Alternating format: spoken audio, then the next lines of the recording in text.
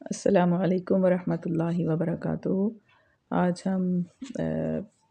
14ویں پارے کا خلاصہ اور اس کے اہم نکات جاننے کی کوشش کریں گے۔ اعوذ باللہ من الشیطان الرجیم، بسم اللہ الرحمن الرحیم۔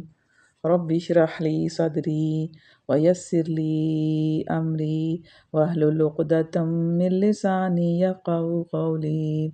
بسم اللہ الرحمن الرحیم۔ الف لام را تلک آیات الکتاب وقرآن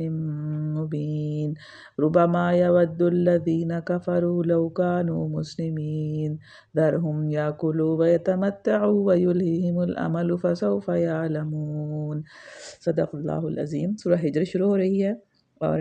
اس کے بعد ساتھ ہی 14واں پارہ بھی سٹارٹ ہو رہا ہے۔ سورہ ہجر جو ہے وہ آیت نمبر 80 کے فقرے کذب اصحاب الحجر المرسلین سے ماخوذ ہے، اور اس میں تنبیہ ہے اور ان لوگوں کو جو دعوت کا انکار کرتے تھے اور آپ صلی اللہ علیہ وسلم کا مذاق اڑاتے تھے اور آپ کے کام میں طرح طرح کی مزاحمتیں کرتے تھے، اور اسی طرح اس میں توحید کے دلائل ہیں اور قصہ آدم و ابلیس سنا کر بھی نصیحت کی گئی ہے۔ اور اس کی جو پہلی آیت ہے کہ یہ الف لام را، یہ کہ آیات ہیں کتاب الہی اور قرآن مبین کی، اور پھر فرمایا جا رہا ہے کہ بعید نہیں کہ ایک وقت آ جائے جب وہی لوگ جنہوں نے آج دعوت اسلام کو قبول کرنے سے انکار کر دیا ہے پچھتا کر کہیں گے کہ کاش ہم نے سر تسلیم خام کر دیا ہوتا۔ چھوڑو انہیں، کھائیں پئیں مزے کریں اور بھلاوے میں ڈالے انہیں جھوٹی امید، ان قریب انہیں معلوم ہو جائے گا۔ پھر فرمایا کہ یہ لوگ کہتے ہیں کہ اے وہ شخص جس پر ذکر نازل ہوا ہے تو یقیناً دیوانہ ہے، اگر تو سچا ہے تو ہمارے سامنے فرشتوں کو کیوں لے کر کیوں نہیں آتا؟ اللہ تعالیٰ فرماتے ہیں کہ ہم فرشتوں کو یوں ہی نہیں اتار دیا کرتے، وہ جب اترتے ہیں تو حق کے ساتھ اترتے ہیں، پھر لوگوں کو مہلت نہیں دی جاتی رہا یہ ذکر، تو اس کو ہم نے نازل کیا ہے اور ہم خود اس کے نگہبان ہیں۔ یعنی اللہ تعالیٰ نے کہا ہے کہ جو قرآن ہے، جو ذکر ہے اس کا، اور اس کو نازل کرنے والے بھی ہم ہیں اور اس کی حفاظت کرنے والے بھی ہم ہی ہیں۔ یعنی یہ ذکر جس کے لانے والے کو تم مجنوں کہہ رہے ہو، یہ ہمارا نازل کیا ہوا ہے، اس نے خود نہیں گھڑا ہے، اس لیے اور یہ خیال تم اپنے دل سے نکال دو کہ تم اس ذکر کا کچھ بگاڑ سکو گے۔ یہ براہ راست ہماری حفاظت میں ہے، نہ تمہارے مٹائے مٹ سکے گا، نہ تمہارے دبائے دب سکے گا۔ اور پھر ان لوگوں کا ذکر ہے کہ جنہوں نے نبی اکرم صلی اللہ علیہ وآلہ وسلم کا مذاق اڑایا۔ فرمایا کہ کبھی ایسا نہیں ہوا کہ ان کے پاس کوئی رسول آیا ہو، یعنی جتنی قومیں پیچھے گزر چکی ہیں، اور انہوں نے اس کا مذاق نہ اڑایا ہو۔ یعنی یہ رویہ جو ہے، اگر نبی اکرم صلی اللہ علیہ وسلم کے ساتھ وہ کر رہے ہیں، ان کا مذاق اڑا رہے ہیں، ان کا ٹھٹھا کرتے ہیں، تو یہ پہلے بھی جتنے انبیاء گزرے ان کا بھی اڑایا گیا۔ مجرمین کے دلوں میں تو ہم اس ذکر کو اسی طرح صلاح کی مانند گزارتے ہیں، وہ اس پر ایمان نہیں لایا کرتے۔ یعنی ان کے لیے، ان کے سامنے جب اللہ کا ذکر کیا جاتا ہے تو ان کو تکلیف ہوتی ہے، ان کے اندر سے ایسے وہ گزرتا ہے جیسے کسی چیز کو، صلاح کو کسی کے اندر سے گزارا جائے، اس طرح ان کو تکلیف ہوتی ہے۔ پھر قدرت الہی کی نشانیاں بتائی جا رہی ہیں کہ اللہ تعالیٰ نے آسمان میں بہت سے قلعے بنائے ہیں کہ یہ ہماری کار فرمائی ہے۔ آیت نمبر 16 کہ وَلَقَدْ جَعَلْنَا فِي السَّمَاءِ بُرُوجًا وَزَيَّنَّاهَا لِلنَّاظِرِينَ کہ یہ ہماری کار فرمائی ہے کہ آسمان میں ہم نے بہت سے مضبوط قلعے بنائے، ان کو دیکھنے والوں کے لیے مزین کیا اور ہر شیطان مردود سے ان کو محفوظ کر دیا۔ یعنی ہر خطے میں کوئی نہ کوئی روشن سیارہ یا تارہ رکھ دیا اور اس طرح سارا عالم جگمگا اٹھا۔ اور پھر اس کو یعنی جس طرح زمین کی دوسری مخلوقات زمین کے خطے میں مقید ہیں، اس طرح شیاطین جن بھی اسی خطے میں مقید ہیں، عالم بالا تک ان کی رسائی نہیں ہے۔ یعنی یہاں فرمایا نا کہ آسمان کو میں مضبوط قلعے بنائے اور اس کو مزین بھی کیا، اور پھر اس کو کیا کیا، اس کو ہر شیطان مردود سے محفوظ بھی کر دیا۔ یعنی وہاں پر وہ عالم بالا تک وہ ان کی رسائی نہیں ہے۔ فرمایا کہ کوئی شیطان اس میں راہ نہیں پا سکتا الا یہ کہ کچھ سن گن لے لے۔ یعنی وہ شیاطین جو اپنے اولیاء کو غیب کی خبریں لا کر دینے کی کوشش کرتے ہیں، جن کی مدد سے بہت سے کاہن، جوگی، عامل اور فقیر نما بہروپیے غیب دانی کا ڈھونگ رچایا کرتے ہیں۔ یعنی آپ نے بہت سے لوگوں کو سنا ہوگا، دیکھا ہوگا کہ جو وہ نا غیب کی خبریں بتاتے ہیں، وہ کہتے ہیں ہاں جی ہم حساب کتاب لگا کے بتاتے ہیں یعنی وہ چیزیں جو عام لوگوں کی نظر سے پوشیدہ ہیں، جس کو ہمارے حواس خمسہ نہیں محسوس کر سکتے، وہ والی خبریں وہ لے کر آتے ہیں، اور یہ خبریں وہ کہاں سے لیتے ہیں؟ ان شیاطین سے ہی لیتے ہیں۔ اور یہ شیاطین کیا کرتے ہیں؟ یہ وہاں جاتے ہیں، عالم بالا میں سنگن لینے کی کوشش کرتے ہیں کہ ہم سنیں کون سے فیصلے کیے جا رہے ہیں، کون سا اب کام ہونے والا ہے، کس کے معاملے میں کیا فیصلہ ہے۔ تو یہ جو ہے نا شیاطین کوشش کرتے ہیں کہ وہ عالم بالا میں جائیں اور سنگن لیں، لیکن وہ ان کو سنگن نہیں لینے دی جاتی، اور یہ سنگن لے کے وہ کیا کرتے ہیں؟ ان لوگوں کے لیے لے کے آتے ہیں ایسی خبریں کہ جو اپنے آپ کو سمجھتے ہیں کوئی کاہن بنا ہوا ہے، کوئی جوگی بنا ہوا ہے، کوئی عامل بنا ہوا ہے، اور پھر وہ لوگوں کو بتاتے ہیں کہ اچھا جی یہ ہمیں خبر ملی ہے۔ اور وہ پتہ کیا کرتے ہیں؟ تھوڑی سی سن لیتے ہیں، بس ہلکی سی، پوری بات ان کو نہیں سنائی جاتی، پورا مطلب وہ محفوظ ہے عالم بالا ان سے، لیکن جو ان کو تھوڑی سی ملتی ہے بھنک، وہ لے کے تو آ کے خبریں بنا کے تو وہ خود سے جوڑ کے خبریں بنا کے بتا دیتے ہیں، اور آگے سے یہ لوگ جو ہیں یہ پھر آگے جو بنے ہوئے ہیں عمل جوگی، یہ پھر لوگوں کو گمراہ کرتے ہیں اس طرح کی خبریں دے کے۔ اور جب وہ سنگن لینے کے لیے کوشش کرتا ہے تو ایک شعلہ روشن اس کا پیچھا کرتا ہے، یعنی جس کو شہاب مبین کہا گیا ہے کہ فَأَتْبَعَهُ شِهَابٌ مُبِينٌ، تو اس کا پیچھا کرتا ہے ایک شعلہ روشن۔ اور دوسری جگہ قرآن مجید میں اس کے لیے شہاب ثاقب کا لفظ بھی استعمال ہوا ہے، یعنی تاریکی کو چھیدنے والا شعلہ۔ اس سے مراد ضرور نہیں ہے کہ وہ ٹوٹنے والا تارا ہی ہو، ممکن ہے کہ یہ اور کسی قسم کی شعائیں ہوں، یا ان سے بھی شدید کوئی اور قسم جو بھی ہمارے علم میں نہ آئی ہو۔ اور وہ کس لیے ہوتی ہے؟ وہ شیطان کو ماری جاتی ہے۔ جب کبھی ہم دیکھتے ہیں نا کوئی ایسا چیز تیزی سے جا رہی ہے، کبھی کبھی ہم گرمیوں میں لیٹے ہوں آسمان کی طرف دیکھ رہے ہوں، تو ایسے کوئی چیز نا تارا، ایسے کوئی روشن چیز جاتی ہے ایسے، وہ اصل میں شیطان کو ماری جاتی ہیں چیزیں، شیطان کے پیچھے وہ ہم روشن شعلہ روشن ہوتا ہے جو اس کا پیچھا کرتا ہے، جس کے بارے میں لوگوں نے بہت عجیب عجیب سی باتیں جو ہے نا وہ گھڑی ہوئی ہیں انڈین ڈراموں اور ان کی موویز سے متاثر ہو کر۔ تو ایسی کوئی بات نہیں، جب ہم قرآن پڑھتے ہیں تو پتہ چلتا ہے کہ وہ جو شعلہ روشن ہے وہ اصل میں شیطان کو مارا جاتا ہے جو سنگن لینے کے لیے آتا ہے، تو اور شیطان راہ نہیں پا سکتے۔ پھر فرمایا وَالْأَرْضَ مَدَدْنَاهَا وَأَلْقَيْنَا فِيهَا رَوَاسِيَ وَأَنبَتْنَا فِيهَا مِن كُلِّ شَيْءٍ مَوْزُونٍ، کہ ہم نے زمین کو پھیلایا، پھر ہم نے اس میں پہاڑ جمائے، اور اس میں ہر نوع کی نباتات ٹھیک ٹھیک نپی تلی مقدار کے ساتھ اگائیں، یعنی زمین کو پھیلا کے پھر اس میں جو پہاڑ جمائے تو وہ میخیں ہیں، یہ ہم پڑھیں گے کہ آگے ان کو میخوں کی طرح جما دیا تاکہ وہ زمین جو ہلنے نہ پائے، اور اس میں معیشت کے اسباب فراہم کیے تمہارے لیے بھی اور ان بہت سی مخلوقات کے لیے بھی جن کے رازق تم نہیں ہو۔ کوئی چیز ایسی نہیں ہے جس کے خزانے ہمارے پاس نہ ہوں، سبحان اللہ۔ اور جس چیز کو بھی ہم نازل کرتے ہیں ایک مقرر مقدار میں نازل کرتے ہیں، یعنی صرف معاملہ صرف نباتات ہی کے ساتھ خاص نہیں ہے، بلکہ تمام موجودات کے معاملے میں عام ہے۔ ہوا، پانی، روشنی، گرمی، سردی، جمادات، نباتات، حیوانات، غرض ہر چیز، ہر نوع، ہر جنس اور ہر قوت و طاقت کے لیے ایک حد مقرر ہے جس پہ وہ ٹھہری ہوئی ہے، اور ایک مقدار مقرر ہے جس سے نہ وہ گھٹتی ہے نہ بڑھتی ہے۔ اسی تقدیر اور کمال درجہ کی حکیمانہ تقدیر ہی کا ایک کرشمہ ہے کہ زمین سے لے کر آسمانوں تک پورے نظام کائنات میں یہ توازن، یہ اعتدال اور یہ تناسب نظر آتا ہے۔ یعنی اللہ تعالیٰ نے ہر چیز ایک توازن کے ساتھ، اعتدال کے ساتھ ہی دی ہے، کوئی چیز بے اعتدال نہیں ہو سکتی۔ پھر فرمایا کہ بار آور ہواؤں کو ہم ہی بھیجتے ہیں، پھر آسمان سے پانی برساتے ہیں اور اس پانی سے تمہیں سیراب کرتے ہیں، اس دولت کے خزانہ دار تم نہیں ہو۔ یہ جو اللہ تعالیٰ نے نعمتیں بتائی ہیں یہاں ہمیں کیسے بتایا کہ اس کے تم خزانہ دار نہیں ہو، زندگی موت ہم دیتے ہیں اور ہم ہی سب کے وارث ہونے والے ہیں۔ پھر فرمایا کہ وَلَقَدْ خَلَقْنَا الْإِنسَانَ مِنْ صَلْصَالٍ مِّنْ حَمَإٍ مَّسْنُونٍ، کہ ہم نے انسان کو سڑی ہوئی مٹی کے سوکھے گارے سے بنایا۔ اور یعنی انسان کی تخلیق کے بارے میں بتایا جا رہا ہے کہ اس کی جو تخلیق ہے وہ کس چیز سے ہوئی ہے، اور اس سے پہلے جنوں کو ہم آگ کی لپٹ سے پیدا کر چکے تھے، یعنی جن جو تھے نا وہ اس سے پہلے، انسان سے پہلے جو تھے نا وہ جن پیدا کر دیے گئے ہوئے تھے بہت سالوں پہلے۔ اور پھر فرمایا کہ وَإِذْ قَالَ رَبُّكَ لِلْمَلَائِكَةِ إِنِّي خَالِقٌ بَشَرًا مِّن صَلْصَالٍ مِّن حَمَإٍ مَّسْنُونٍ۔ پھر وہی والا قصہ ہے جو حضرت آدم علیہ السلام کا ہم پہلے بھی پڑھ چکے ہیں کہ اللہ تعالیٰ فرشتوں سے کہا کہ میں پیدا کرنے والا ہوں سڑی ہوئی مٹی کے سوکھے گارے سے ایک بشر، جب میں اسے پورا بنا چکوں اور اس میں اپنی روح سے کچھ پھونک دوں تو تم سب اس کے آگے سجدے میں گر جانا۔ پھر وہی والی سارا بتایا جا رہا ہے کہ ابلیس نے انکار کر دیا، تو فرمایا کہ رب نے پوچھا کہ تجھے کیا ہوا کہ تو نے سجدہ کرنے والوں کا ساتھ نہ دیا؟ تو اس نے کہا میرا یہ کام نہیں کہ میں اس بشر کو سجدہ کروں جسے تو نے سڑی ہوئی مٹی کے سوکھے گارے سے پیدا کیا ہے۔ تو فرمایا اچھا تو نکل جا یہاں سے کیونکہ تو مردود ہے اور اب روز جزا تک تجھ پر لعنت ہے۔ پھر اس نے کہا کہ میرے رب یہ بات ہے تو پھر مجھے اس روز تک مہلت دے جبکہ سب انسان دوبارہ اٹھائے جائیں گے۔ فرمایا اچھا تجھے مہلت ہے اس دن تک جس کا وقت ہمیں معلوم ہے۔ وہ بولا میرے رب جیسا تو نے مجھے بہکایا اسی طرح میں اب زمین میں ان کے لیے دل فریبیاں پیدا کر کے ان سب کو بہکاؤں گا۔ اچھا اب اس نے یہ جو الزام اللہ پہ لگا دیا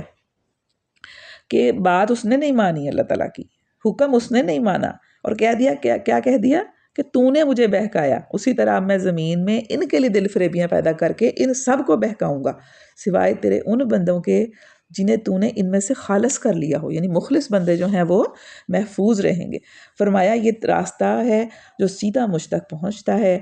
تیرا بس تو صرف ان بہکے ہوئے لوگوں پر چلے گا جو تیری پیروی کریں گے، اور ان سب کے لیے جہنم کی وعید ہے۔ یعنی شیطان نے انسانوں کو بہکانے کے لیے اپنا طریقہ کار یہ بیان کیا کہ وہ زمین کی زندگی کو ان کے لیے خوشنما بنا کر انہیں اللہ سے غافل اور بندگی کی راہ سے پھیر دے گا۔ یعنی کس طرح کہ زندگی میں اتنی خوشنمائی، اتنی خوبصورت، اتنی خوبصورتی، اتنی اٹریکشن رکھ دے گا کہ اس کو اللہ تعالیٰ کی بندگی کرنے میں مسئلہ ہوگا، اس کا دل نہیں کرے گا کہ وہ اللہ تعالیٰ کے احکامات کی پیروی کرے، اس کی بندگی کرے، اس کا بندہ بن کے رہے۔ اللہ تعالیٰ نے اس کی توثیق کرتے ہوئے فرمایا کہ یہ شرط میں نے مانی، اور مزید توضیح کرتے ہوئے بتایا کہ تجھے صرف فریب دینے کا اختیار دیا جا رہا ہے، تو صرف فریب دے سکتا ہے، اور یہ اقتدار نہیں دیا جا رہا ہے کہ تو ہاتھ پکڑ کر انہیں زبردستی اپنی راہ پر کھینچ لے جائے۔ زبردستی نہیں وہ کر سکتا۔ شیطان نے اپنے نوٹس سے ان بندوں کو مستثنیٰ کیا ہے جنہیں اللہ نے اپنے لیے خالص فرما لیا ہے۔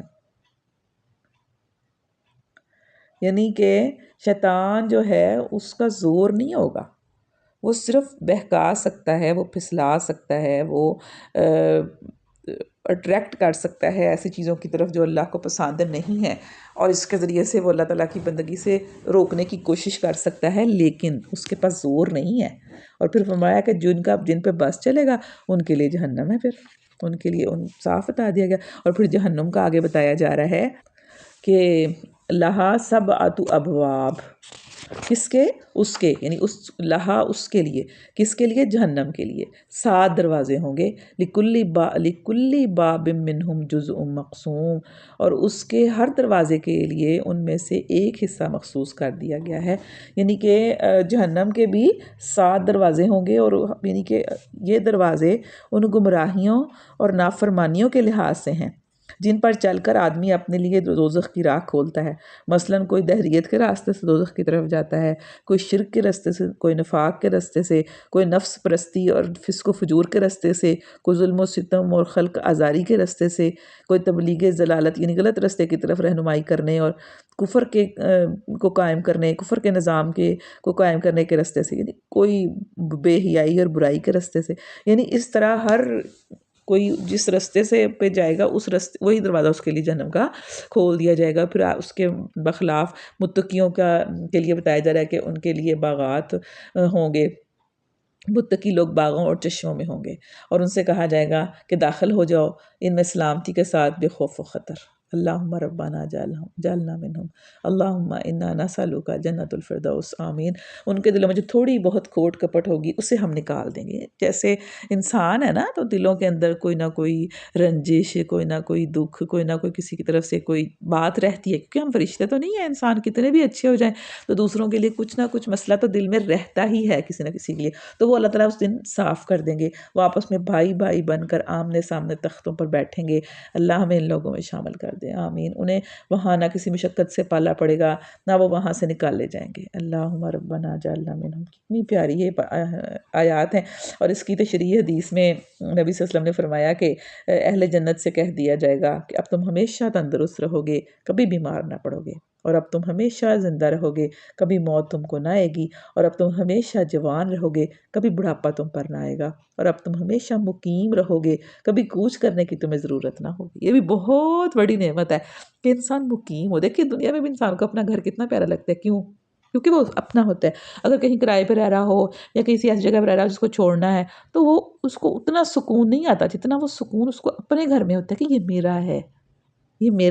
میری چھت ہے، یہ میرا گھر ہے، مجھے یہاں سے کوئی نکلنے کے لیے نہیں کہہ سکتا. تو وہ جنت جو ہے یہ اس کی ایک خوبی ہے کہ وہ مقیم رہیں گے جنتی، انہیں کوئی نکالے گا نہیں، کوئی ڈر نہیں، کوئی خطرہ نہیں ہے، کوئی تباہی کا، کوئی پریشانی کا، کوئی کسی اور مسئلے کا کوئی خطرہ نہیں ہے. اللہ اکبر. اور پھر حضرت ابراہیم کا قصہ ہے کہ پھر وہی والا جو ہم نے پہلے بھی پڑھا تھا، کیسے فرشتے آئے تھے اور انہوں نے مہمانوں کی طرح بن کر آئے. تو انہوں نے کیا کیا کہ بشارت دی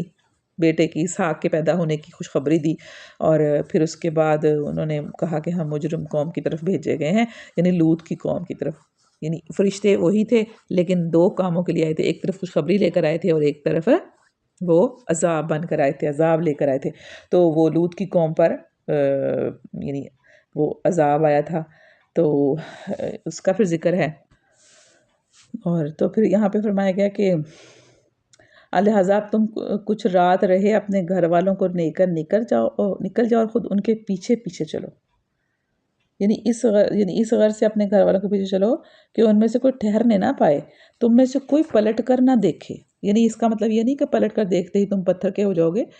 بلکہ اس کا مطلب یہ ہے کہ پیچھے کی آوازیں اور شور و غل، یعنی عذاب جب آئے گا تو پیچھے کی جو آوازیں ہوں گی اور شور و غل ہوگا اس کو دیکھنا نہیں ہے تم نے. یہ تماشا دیکھنے کا وقت نہیں ہے، بلکہ اور نہ ہی مجرم قوم کی ہلاکت پر آنسو بہانے کا. یعنی یہ نہیں کہ تم کھڑے ہو کے دیکھنا شروع کر دو ان کو، پھر فوراً نکل جاؤ، بس سیدھے چلے جاؤ جدھر جانے کا تمہیں حکم دیا جا رہا ہے. اور اس سے ہم نے اپنا یہ فیصلہ پہنچا دیا کہ صبح ہوتے ہوتے ان لوگوں کی جڑ کاٹ دی جائے گی. یعنی یہ جو قوم تھی یہ بے حیائی کی وجہ سے ان کے اوپر عذاب آیا تھا. اور پھر آگے فرمایا کہ آخر پو پھٹتے ہی ان کو ایک زبردست دھماکے نے آ لیا اور ہم نے اس بستی کو تل پٹ کر کے رکھ دیا اور ان پر پکی ہوئی مٹی کے پتھروں کی بارش برسا دی. اس واقعے میں بڑی نشانیاں ہیں ان لوگوں کے لیے جو صاحب فراست ہیں، اور وہ علاقہ جہاں یہ واقعہ پیش آیا تھا گزرگاہ عام پر واقع ہے، اس میں سامان عبرت ہے ان لوگوں کے لیے جو صاحب ایمان ہیں. پھر اسی طرح صاحب ایکا اور ہجر والوں کا بھی ذکر آتا ہے کہ وَلَقَدْ كَذَّبَ أَصْحَابُ الْحِجْرِ الْمُرْسَلِينَ، کہ ہجر کے لوگ بھی رسولوں کی تکذیب کر چکے ہیں. یہ قوم سمود کا مرکزی شہر تھا.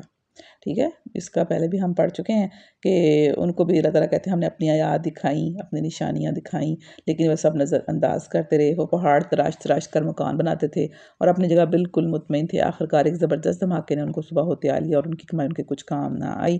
اور پھر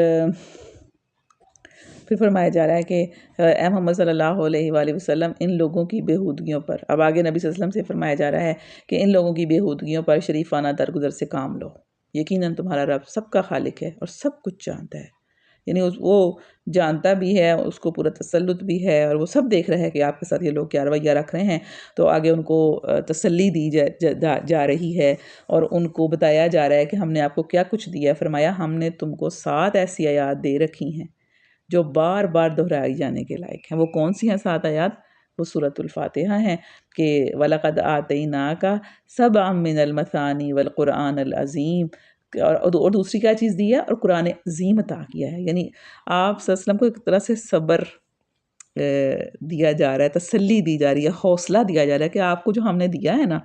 وہ بہت بڑی چیز دے دی ہے ہم نے. یعنی سورہ فاتحہ کا الگ سے ذکر کیا ہے اور اس کے بعد قرآن پاک کا الگ سے کیا ہے. اور کچھ لوگوں نے ان کو 7 صورتیں بھی کہا ہے. یعنی کچھ نے تو سورہ فاتحہ کہا ہے کہ اس کو سورہ فاتحہ 7 آیات والی، اور کچھ نے کہا ہے کہ یہ 7 بڑی بڑی صورتیں ہیں، ان کے بارے میں بھی کہا جا رہا ہے. اور باقی یہ بات ہے کہ سورہ فاتحہ جو ہے اس کی جو اہمیت ہے وہ تو بالکل روز روشن کی طرح آیا ہے. اور یہ بات بھی بالکل ٹھیک لگتی ہے کیونکہ یہ بار بار دہرائی جانے کے لائق ہے. اب دیکھیں سورہ فاتحہ کتنا دہرائی جاتی ہے، اس کے بغیر کوئی نماز مکمل نہیں ہو سکتی. تو اتنی زیادہ دہرائی جانے والی جو صورت ہے وہ سورہ فاتحہ ہی ہے. اس سے زیادہ میرا خیال میں کوئی صورت نہیں دہرائی جا سکتی، نہ دہرائی جاتی ہے. نماز میں بھی آپ صرف یہ صورت واحد ایسی ہے جو لازمی پڑھتے ہیں، اس کے علاوہ آپ کچھ بھی پڑھ سکتے ہیں، لیکن اس کو لازمی پڑھنا ہے، اس کو نہیں چھوڑ سکتے، ہم اس کو سکپ نہیں کر سکتے، اس لیے دہرائی جانے والے. دوسری چیز قرآن عظیم عطا کیا. یعنی اور پھر فرمایا کہ تم اس متاع دنیا کی طرف آنکھ اٹھا کر نہ دیکھو جو ہم نے ان میں سے مختلف قسم کے لوگوں کو دے رکھی ہے، یہ دنیا کی متاع ہے، ادھر نہ دھیان دو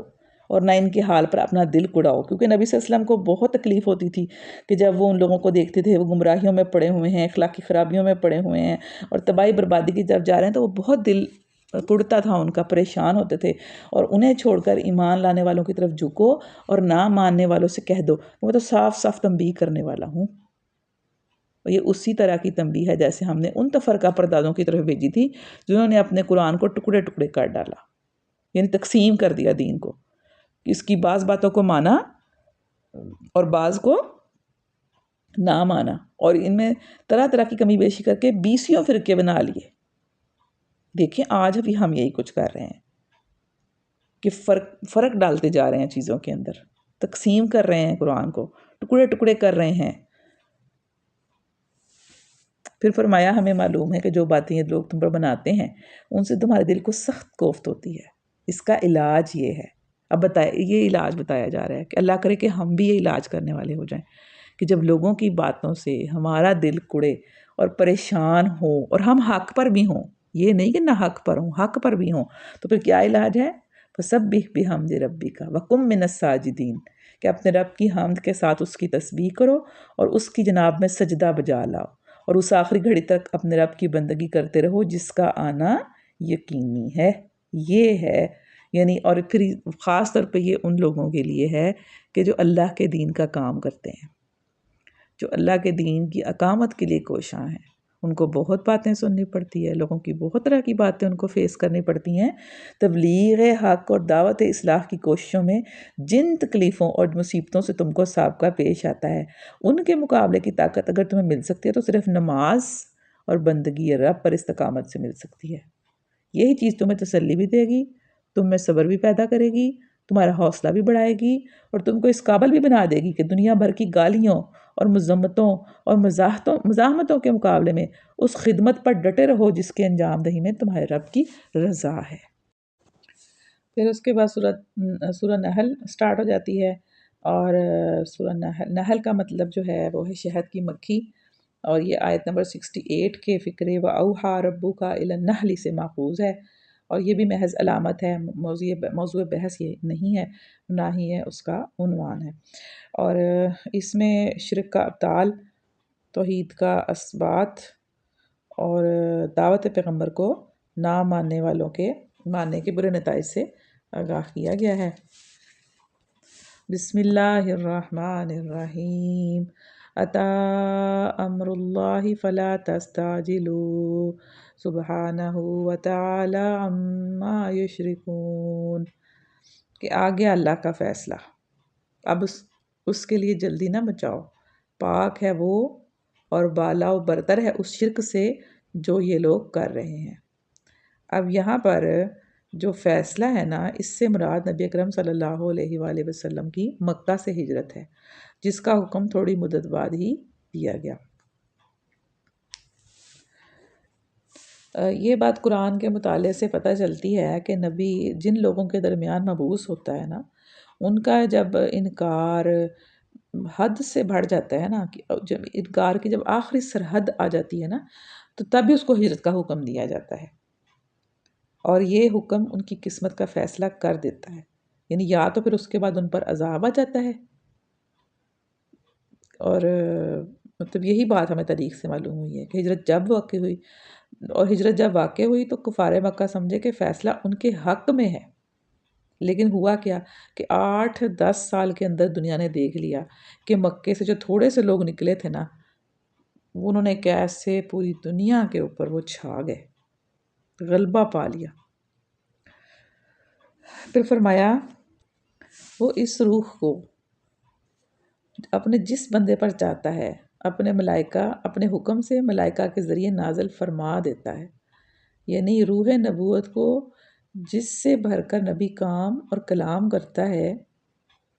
یہ وہی اور یہ پیغمبرانہ اسپرٹ چونکہ اخلاقی زندگی میں وہی مقام رکھتی ہے جو طبعی زندگی میں روح کا مقام ہے، یعنی اس طرح کہ جیسے زندگی میں روح کا ایک مقام ہے نا، اسی طرح یہ جو وحی ہے نا، اس کا بھی اخلاقی زندگی میں وہی مقام ہے، اسی طرح کا مقام ہے. یعنی اللہ تعالیٰ اس وحی کو جس پہ چاہتا ہے اپنے حکم کے ذریعے سے، اپنے حکم سے ملائکہ کے ذریعے اس کو یعنی فرشتوں کے ذریعے اس کو نازل فرما دیتا ہے. پھر انسان کی پیدائش کے بارے میں بتایا گیا ہے، اور پھر جانوروں کے بارے میں کہ اس نے جانور پیدا کیا ہے جس میں اس نے پوشاک بھی رکھی ہے اور خوراک بھی رکھی ہے اور طرح طرح کے دوسرے فائدے بھی ہیں، اس میں جمال بھی ہے، اور اس میں یعنی پھر آگے فرمایا کہ ان میں سواری بھی ہے، ٹھیک ہے، اور اس میں بہت سے فائدے ہیں جس کا تمہیں علم تک نہیں ہے. یہ اتنی جو اللہ تعالیٰ نے نعمتیں دی ہیں، یہ انسان کو، اور کئی طرح کے جانور ہیں مختلف طرح کے، ہر کسی کی الگ سے خصوصیات ہیں، الگ سے ان کے صفات ہیں، الگ سے ان کی کوالٹیز ہیں ہر جانور کی. اور پھر فرمایا کہ اللہ ہی کے ذمہ ہے سیدھا راستہ بتانا، جبکہ راستے ٹیڑھے بھی موجود ہیں. یعنی انسان کی ہدایت کا جو بندوبست ہے نا، وہ اللہ تعالیٰ نے کیا ہے. دنیا میں انسان کے لیے فکر و عمل کے بہت سے راستے ہیں، مطلب بہت سے راستے ہیں جس پہ وہ چل سکتا ہے. تو سیدھا راستہ کیسے پتہ چلتا اس کو کہ کس راستے پہ وہ جائے گا تو آخر میں اس کو کامیابی ملے گی؟ تو یہ اللہ نے انتظام کیا کہ جیسے اس کے کھانے کا، اس کے پینے کا، اس کے علاج کا، اس کی ہر سہولت کا. آپ دیکھیں کہ کائنات کے اندر جتنی چیزیں پیدا کی ہیں ہمارے فائدے کے لیے پیدا کی ہیں، انسان کے فائدے کے لیے پیدا کی ہیں. کچھ علاج کے لیے، کچھ خوراک کے لیے، کچھ پوشاک کے لیے، کچھ سواری کے لیے، کوئی کھانے کے لیے، کوئی پینے کے لیے، کوئی خوبصورتی کے لیے. اور ساتھ اس نے ہدایت کا بھی بندوبست کیا. اس نے انبیاء بھیجے، اس نے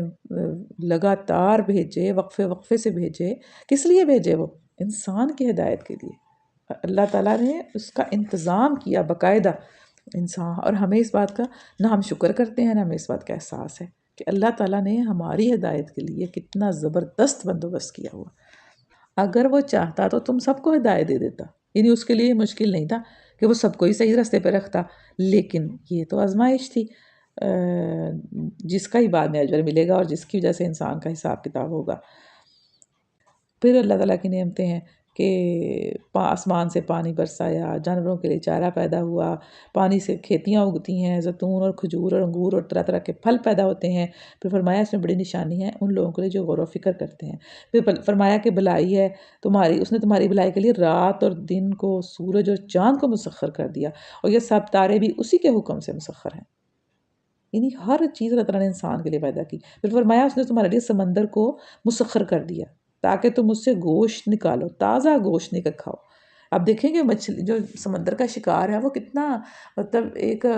مزے کا اور بڑا ایک آسان سا لگتا ہے کہ آپ جاؤ سمندر کے کنارے اور جال ڈالو، اور جو اندر سے مطلب کو فریش مچھلیاں نکلیں وہ تازہ اسی وقت آپ ان کو پکڑو، کاٹو، کھا لو. اور اتنی جلدی پکنے والی چیز ہے مچھلی، اتنی جلدی کوک ہونے والی چیز ہے کہ آپ اس کو ذرا سا اسٹیم میں رکھتے ہیں تو وہ 5 منٹ کے اندر پک جاتی ہے. ایسی پیاری چیز ہے، سبحان اللہ. اور یہ اللہ تعالیٰ نے، اور پھر اس میں سے زینت کی چیزیں نکالو جو تم پہنا کرتے ہو. دیکھیں سمندر سے کیا کچھ نکلتا ہے، کتنی خوبصورت موتی، گھونگے اور کیا کیا چیزیں اللہ تعالیٰ نکلتی ہیں. تم دیکھتے ہو کہ کشتی سمندر کا سینہ چیرتے ہوئے چلتی ہے. یہ سب کچھ اس لیے ہے کہ تم اپنے رب کا فضل تلاش کرو اور اس کے شکر گزار بنو، یعنی حلال طریقوں سے اپنا رزق حاصل کرنے کی کوشش کرو. اور پھر پہاڑوں کو میخیں بنایا، یہ بتایا گیا ہے. پھر زمین میں رستہ بتانے والی علامتیں رکھ دی ہیں، اور تاروں سے بھی لوگ ہدایت پاتے ہیں. یعنی اللہ تعالیٰ نے ساری زمین بالکل یکساں بنا کر نہیں رکھ دی، بلکہ ہر خطے کو مختلف امتیازی علامات سے ممتاز کیا. اس کے بہت سے دوسرے فوائد کے ساتھ فائدہ یہ بھی ہے کہ آدمی اپنے راستے اور اپنی منزل مقصود کو الگ پہچان لیتا ہے. یعنی اللہ تعالیٰ نے راستے میں ایسی ایسی علامتیں رکھ دی کہ انسان کے لیے سفر کرنا آسان ہو جائے. اور تاروں سے بھی لوگ ہدایت پاتے ہیں. یعنی تاروں کے ذریعے سے بھی لوگ دیکھتے ہیں کہ رستہ معلوم کر لیتے ہیں. پرانے زمانے میں جو لوگ سفر کرتے تھے تو وہ کیسے سفر کرتے تھے؟ تاروں کے ذریعے سے ہی معلوم کرتے تھے کہ یہ رستہ ادھر کو جاتا ہے اور ہم نے ادھر کو جانا ہے. پھر آگے ان لوگوں کا ذکر آیا ہے کہ جو اپنے نفس پر ظلم کر رہے تھے، منکرین کا، کافروں کا ذکر آیا ہے کہ ہاں انہی کافروں کے لیے جو اپنے نفس پر ظلم کر رہے تھے، یعنی رسوائی ہے اور بدبختی ہے۔ پھر جب ملائکہ کے ہاتھوں گرفتار ہوتے ہیں تو سرکشی چھوڑ کر فوراً ڈگے ڈال دیتے ہیں، یعنی یہ لوگ پہلے سرکشی کر رہے ہوتے ہیں، لیکن جب فرشتے آ جاتے ہیں نا پھر چھوڑ دیتے ہیں سارا کچھ، پھر سارا ہتھیار ڈال دیتے ہیں اور کہتے ہیں ہم تو کوئی قصور نہیں کر رہے تھے۔ ملائکہ جواب دیتے ہیں کر کیسے نہیں رہے تھے، اللہ تمہارے کرتوتوں سے بخوبی واقف ہے، اب جاؤ جہنم کے دروازوں میں گھس جاؤ، وہیں تم کو ہمیشہ رہنا ہے، بس حقیقت یہ ہے کہ بڑا ہی برا ٹھکانہ ہے متکبروں کے لیے، یعنی جو تکبر کرتے تھے۔ اور پھر ان لوگوں سے کہا جائے گا کہ جنہوں نے تقوی اختیار کیا، اللہ تعالیٰ کا خوف کر کے زندگی گزاری، ان سے کہا جائے گا کہ یہ سے پوچھا جاتا ہے کہ یہ کیا چیز ہے جو تمہارے رب کی طرف سے نازل ہوئی ہے، تو وہ جواب دیتے ہیں کہ بہترین چیز اتری ہے۔ اور اس طرح کے نیکوکار لوگوں کے لیے اس دنیا میں بھی بھلائی ہے،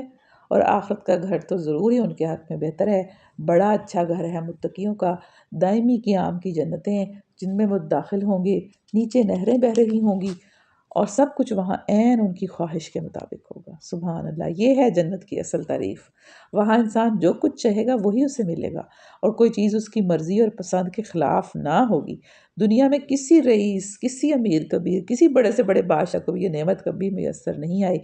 اور کہ نہ یہاں اس کے حصول کا کوئی امکان ہے، مگر جنت کے ہر مکین کو راحت اور مسرت کا یہ درجہ کمال حاصل ہوگا کہ اس کی زندگی میں ہر وقت ہر طرف سب کچھ اس کی خواہش اور پسند کے عین مطابق ہوگا، اس کا ہر ارمان نکلے گا، اللہ، اس کی ہر آرزو پوری ہوگی، اس کی ہر چاہت عمل میں آ کر رہے گی۔ کتنی بڑی بات ہے نا، دنیا میں ہماری 100 باتیں پوری ہو جائیں نا، تو ایک بات پوری نہ ہو تو ہم دل گرفتہ ہو جاتے ہیں، ہم شکوے کرنے لگ جاتے ہیں، ہم رونے لگ جاتے ہیں، ہمیں ساری نعمتیں بھولی ہوتی ہیں، صرف ایک وہ بات یاد رہتی ہے جو ہماری پوری نہیں ہوئی ہوتی۔ لیکن جنت میں ایسا نہیں ہوگا، ہر بات پوری ہوگی۔ اللہ، یا اللہ ہم سب کو جنت الفردوس میں عطا فرمانا یا اللہ، آمین۔ یہ جزا دیتا ہے اللہ متقیوں کو، ان متقیوں کو جن کی روحیں پاکیزگی کی حالت میں جب ملائکہ قبض کرتے ہیں تو کہتے ہیں سلام ہو تم پر، جاؤ جنت میں اپنے اعمال کے بدلے میں۔ اللہ اکبر۔ پھر اس کے بعد ان لوگوں کا ذکر ہے کہ جو لوگ ظلم سہنے کے بعد اللہ کی خاطر ہجرت کر گئے ہیں، ان کو ہم دنیا ہی میں اچھا ٹھکانہ دیں گے، اور آخرت کا اجر تو بہت بڑا ہے۔ یعنی یہ اشارہ ہے ان مہاجرین کی طرف جو کفار کے ناقابل برداشت مظالم سے تنگ آ کر مکے سے حبش کی طرف ہجرت کر گئے تھے، یعنی ابھی انہوں نے مدینہ ہجرت نہیں کی تھی، تو یہاں پر ان کو تسلی دی جا رہی ہے، حوصلہ دیا جا رہا ہے، اور خوشخبری دی جا رہی ہے کہ ان کے لیے بہت بڑا اجر ہے۔ کاش جان لے وہ مظلوم جنہوں نے صبر کیا ہے اور جو اپنے رب کے بھروسے پر کام کر رہے ہیں، کہ کیسا اچھا انجام ان کا منتظر ہے۔ پھر فرمایا کہ اور کیا یہ لوگ اللہ کی پیدا کی ہوئی کسی چیز کو بھی نہیں دیکھتے کہ اس کا سایہ کس طرح اللہ کے حضور سجدہ کرتے ہوئے دائیں اور بائیں گرتا ہے، یعنی کائنات کی جو تمام چیزیں ہیں نا وہ عاجزی کر رہی ہیں۔ اس آیت میں یہ بتایا جا رہا ہے کہ سب کے سب اس طرح اظہار عجز کر رہے ہیں۔ زمین اور آسمان میں جس قدر جاندار مخلوقات ہیں اور جتنے ملائکہ ہیں، سب اللہ کے آگے سربسجود ہیں، یعنی زمین و آسمان، یعنی زمین کی نہیں آسمان کی بھی وہ تمام ہستیاں جن کو قدیم زمانے سے لے کر آج تک لوگ دیوی دیوتا اور خدا کے رشتہ دار ٹھہراتے آئے ہیں، دراصل غلام اور تابع دار ہیں۔ ان میں سے کسی کا خداوندی میں کوئی حصہ نہیں ہے، اور اس کے علاوہ جو تمام جو ہیں جسمانی اشیاء کے سائے بھی اس بات کی علامت ہیں کہ پہاڑ ہوں یا درخت، جانور ہوں یا انسان، سب کے سب ایک ہمہ گیر قانون کی گرفت میں جکڑے ہوئے ہیں، سب کی پیشانی پر بندگی کا داغ لگا ہوا ہے۔ سایہ پڑنا ایک چیز کے مادی ہونے کی کھلی علامت ہے، اور مادی ہونا بندہ اور مخلوق ہونے کا کھلا ثبوت ہے، یعنی ہر چیز جو اس نے پیدا کی ہے وہ اللہ تعالیٰ کے سامنے عاجز ہے، اس کی فرما بردار ہے، اور تمام مخلوقات بھی اس کے فرما بردار ہیں اور اس کے آگے سجدہ کر رہے ہیں اور اظہار عاجزی کر رہے ہیں۔ اور پھر فرمایا کہ یہ لوگ اللہ تعالیٰ کے لیے تو بیٹیاں تجویز کرتے ہیں اور خود بیٹیوں کے لیے شرمندگی محسوس کرتے ہیں، یعنی اللہ تعالیٰ کے لیے تو کہتے ہیں، فرشتوں کو بیٹیاں کہتے تھے نا، اور فرمایا کہ جب ان کو خود بیٹی ہونے کی خوشخبری دی جاتی ہے نا تو وہ کیا کرتے ہیں، تو اس کے چہرے پر کلوس چھا جاتی ہے اور وہ بس خون کا سا گھونٹ پی کر رہ جاتا ہے اور لوگوں سے چھپتا پھرتا ہے کہ اس بری خبر کے بعد کیا کسی کو منہ دکھائے، سوچتا ہے کہ ذلت کے ساتھ بیٹی کو لیے رہے یا مٹی میں دبا دے۔ دیکھو کیسے برے حکم ہیں جو یہ خدا کے بارے میں لگاتے ہیں۔ اور پھر ایک اور چیز جو مویشیوں سے حاصل ہوتی ہے اس کا ذکر کیا جا رہا ہے، وَإِنَّ لَكُمْ فِي الْأَنْعَامِ لَعِبْرَةً، اور تمہارے لیے مویشیوں میں بھی ایک سبق موجود ہے۔ نُسْقِيكُم مِّمَّا فِي بُطُونِهِ مِن بَيْنِ فَرْثٍ وَدَمٍ لَبَنًا خَالِصًا سَائِغًا لِلشَّارِبِينَ، کہ ان کے پیٹ سے گوبر اور خون کے درمیان ایک چیز تمہیں پلاتے ہیں، یعنی خالص دودھ جو پینے کے لیے نہایت خوشگوار ہے۔ یعنی کتنی یہ بھی اللہ تعالیٰ کی جو ہے اس کی خلاقی ہے، اس کی خوبصورتی ہے اس کی مخلوق کی، کہ وہ کہاں سے دودھ نکالتا ہے۔ ایک طرف گوبر ہے، ایک طرف خون ہے، درمیان میں سے دودھ نکلتا ہے اور وہ پینے کے قابل ہے اور بہت مزے کی چیز ہے، بہت خوشگوار ہے وہ۔ پھر اسی طرح کھجور کے درختوں اور انگوروں کی بیلوں سے بھی ہم تمہیں ایک چیز پلاتے ہیں جسے تم نشہ آور بنا لیتے ہو، اور پاک رزق بھی، وہ کیا ہے؟ مطلب اسی کھجور سے اور اسی انگور سے تم ایسی چیز بھی بنا لیتے ہو، یعنی شراب بھی لوگ کشید کرتے تھے اس سے، اور پاک رزق بھی، یعنی وہ ویسے بھی پاک ہے لیکن تم اس سے نشاور بھی کر لیتے ہو۔ یقیناً اس میں نشانی ہے عقل سے کام لینے والوں کے لیے۔ اور پھر فرمایا کہ وَأَوْحَىٰ رَبُّكَ إِلَى النَّحْلِ أَنِ اتَّخِذِي مِنَ الْجِبَالِ بُيُوتًا وَمِنَ الشَّجَرِ وَمِمَّا يَعْرِشُونَ، کہ اللہ تعالیٰ نے، تمہارے رب نے وحی کی ہے نحل کی طرف، یعنی شہد کی مکھی کی طرف وحی کی ہے کہ پہاڑوں میں اور درختوں میں اور چھتوں میں پر چڑھائی ہوئی بیلوں میں اپنے چھتے بنا اور ہر طرح کے پھلوں کا رس چوس اور اپنے رب کی ہموار کی ہوئی راہوں پر چلتی رہ۔ سبحان اللہ۔ یعنی اللہ تعالیٰ نے پورا، یعنی مکھی کو وحی کی ہے، یعنی وحی کا مطلب اصل میں ہے خفیہ اشارہ کرنا، یا کسی کے دل میں کوئی بات ڈال دینا، یا اللہ تعالیٰ اپنی مخلوق کو جو تعلیم دیتا ہے وہ کسی مکتب اور درسگاہ میں نہیں دی جاتی، بلکہ ایسے ہی لطیف طریقوں سے دی جاتی ہے جو بظاہر تو نظر نہیں آتے، تو اسی کو وحی کہا گیا ہے۔ اور پھر یہ کہ وحی جو ہے وہ ملائکہ پر بھی ہوتی ہے، ٹھیک ہے، جس کے مطابق وہ کام کرتے ہیں۔ اسی طرح وحی کائنات پر بھی ہوتی ہے، آسمانوں پر بھی ہوتی ہے، ٹھیک ہے نا، اور زمین پر بھی وحی ہوتی ہے، جس کے بارے میں جس کا اشارہ پاتے ہی وہ اپنی سارا حال بیان کر دے گی، ٹھیک ہے۔ اسی طرح مچھلی کو تیرنا، پرندے کو اڑنا، نوزائیدہ بچے کو دودھ پینا بھی وحی خداوندی ہی سکھایا کرتی ہے۔ یعنی یہ ساری چیزیں ایک طرح سے یہ وحی ہی ہیں جو انسان کو جو چیزیں سکھا دی گئی ہیں۔ تو شہد کی مکھی کو بھی سکھایا گیا ہے، اور اس کو کیا کہا گیا کہ وہ پھلوں کا رس چوسے، جہاں جہاں وہ دیکھے پھل وہاں وہاں وہ چوسے، اور پھر کیا کرے، چھتے بنائے، پھر اور اپنے رب کی ہموار کی ہوئی راہوں پر چلتی رہے۔ اصل میں یہاں پر جو ہے نا رب کی ہموار کی ہوئی راہوں کا اشارہ اس پورے نظام اور طریقہ کار کی طرف ہے جس پر شہد کی مکھیوں کا ایک گروہ کام کرتا ہے۔ اصل میں شہد کی جو مکھیاں ہیں نا، ان کے بارے میں اگر آپ کبھی سرچ کریں اور دیکھیں، انٹرنیٹ پر بہت کچھ پڑا ہوا ہے، آپ دیکھیں کہ کس طرح شہد کی مکھیوں کا ایک سسٹم اور نظام ہے جس کے تحت وہ شہد بناتی ہیں۔ ان کے چھتوں کی ساخت،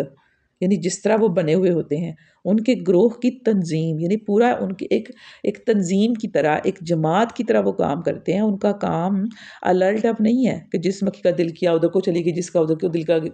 چلی گئی، جس کا دل کر گیا وہ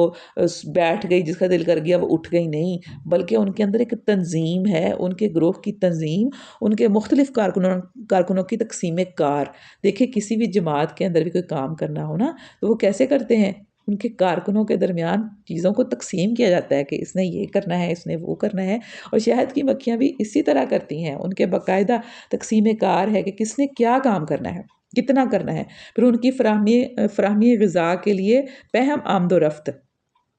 ان کی باقاعدگی کے ساتھ شہد بنا کر ذخیرہ کرتے جانا،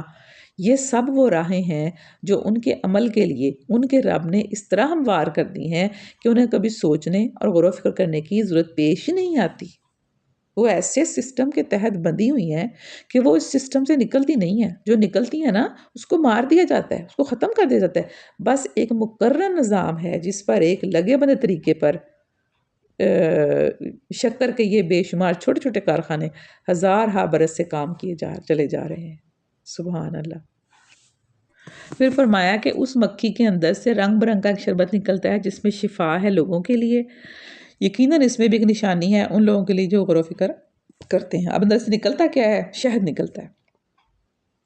شہد بذات خود ایک بہت پیاری چیز ہے، یعنی اس کے بارے میں اتنی زیادہ آپ کو خود بھی معلوم ہوگا کہ شہد کتنی زبردست چیز ہے، خراب نہیں ہوتا، اس میں شفا ہے، بہت ساری بیماریاں اس سے ٹھیک ہو جاتی ہیں، طاقت ہے، توانائی ہے اس کے اندر، اور بہت پیاری چیز ہے۔ پھر اللہ تعالیٰ کی نعمتیں بیان کی گئی ہیں کہ تمہارے لیے اللہ تعالیٰ نے ہم جنس بیویاں بنائیں، اور پھر انہی بیویوں سے تمہیں بیٹے پوتے عطا کیے، اور اچھی اچھی چیزیں تمہیں کھانے کو دیں۔ پھر فرمایا اللہ نے تم کو تمہاری ماؤں کے پیٹوں سے نکالا اس حالت میں کہ تم کچھ نہ جانتے تھے، اس نے تمہیں کان دیے، آنکھیں دی، سوچنے والے دل دیے، اور اس لیے کہ تم شکر گزار بنو۔ پھر اللہ تعالیٰ نے تمہارے گھروں کو جائے سکون بنایا، پھر جانوروں کی کھالوں سے بھی تمہارے لیے مکان بنائے تاکہ تم سفر میں ان کو ہلکا پاؤ، پھر سائے کا انتظام کیا، پناہ گاہیں بنائیں، تمہیں پوشاکیں بخشیں جو تمہیں گرمی سے بچاتی ہیں، پھر ایسی پوشاکیں بھی ہیں جو جنگ میں تمہاری حفاظت کرتی ہیں، اس طرح وہ تم پر نعمتوں کی تکمیل کرتا ہے شاید کہ تم فرما بردار ہو جاؤ۔ یعنی یہ اتنی جو تمہیں نعمت دیتا ہے کس لیے دیتا ہے؟ کہ تم اس کی فرما برداری کرو۔ پھر عدل و احسان کا حکم دیا ہے، ان اللہ یامر بالعدل والاحسان، کہ اللہ عدل اور احسان اور صلہ رحمی کا حکم دیتا ہے، اور بدی اور بے حیائی اور ظلم و زیادتی سے منع کرتا ہے۔ پھر قرآن پاک پڑھنے کا ادب بتایا گیا ہے کہ فَإِذَا قَرَأْتَ الْقُرْآنَ فَاسْتَعِذْ بِاللَّهِ مِنَ الشَّيْطَانِ الرَّجِيمِ، جب قرآن پڑھنے لگو تو شیطان رجیم سے اللہ تعالیٰ کی پناہ مانگ لیا کرو، کیونکہ شیطان ہر وقت لگا ہوتا ہے اور وہ چاہتا ہے کہ پڑھے ہی نہ، یا اگر پڑھنے لگ جائے تو پھر اس کو غلط اس کا دھیان ہی نہ ہو، یا پھر اگر دھیان ہو تو اس کو غلط چیزوں میں الجھا دے، یعنی ایسی چیزوں میں اس کے دل میں غلط چیزیں ڈال دے، یا اس کو چیز سمجھ ہی نہ آئے، وہ سمجھنا کچھ اللہ تعالیٰ کا حکم اور ہو اس کو سمجھنا آئے، تو یہ اعوذ باللہ کا یہ بھی بہت بڑا فائدہ ہے۔ پھر نبی کرم صلی اللہ علیہ وآلہ وسلم سے فرمایا جا رہا ہے آخر میں کہ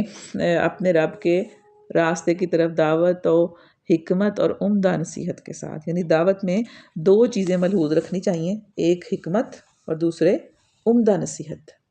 حکمت کا مطلب یہ ہے کہ بیوقوفوں کی طرح اندھا دھند تبلیغ نہ کی جائے، بلکہ دانائی کے ساتھ مخاطب کی ذہنیت، اس کی استعداد یعنی اس کی طاقت، اور حالات کو سمجھ کر، یعنی اس کو کتنا وہ سمجھ سکتا ہے، کتنی اس کو چیزیں سمجھ میں آتی ہیں اور اس کے کیا حالات ہیں، نیز موقع و محل دیکھ کر بات کی جائے، ہر طرح کے لوگوں کو ایک ہی لکڑی سے نہ ہانکا جائے۔ ٹھیک ہے، پہلے مرض کی تشخیص کی جائے کہ کس طرح کے لوگوں سے واسطہ ہے، کس طرح کے لوگ آپ کے سامنے ہیں، کس طرح کے لوگوں کو سمجھانا ہے، پھر اس کے بعد اس کے حساب سے علاج لے کے آیا جائے، اس کے حساب سے بات کی جائے۔ اور عمدہ نصیحت کا مطلب یہ ہے کہ مخاطب کو صرف دلائل سے ہی مطمئن نہ کیا جائے، بلکہ اس کے جذبات کو بھی اپیل کی جائے، اس کے جذبات ابھارے جائیں، کہ یعنی اس کو انسان کی فطرت میں جو برائیوں کے لیے نفرت ہے نا اس کو ابھارا جائے، اور پھر اس گمراہی کے، اس غلط کام کے برے نتائج کا خوف دلایا جائے کہ یہ کرنے سے یہ ہوگا، یہ نقصان ہوگا،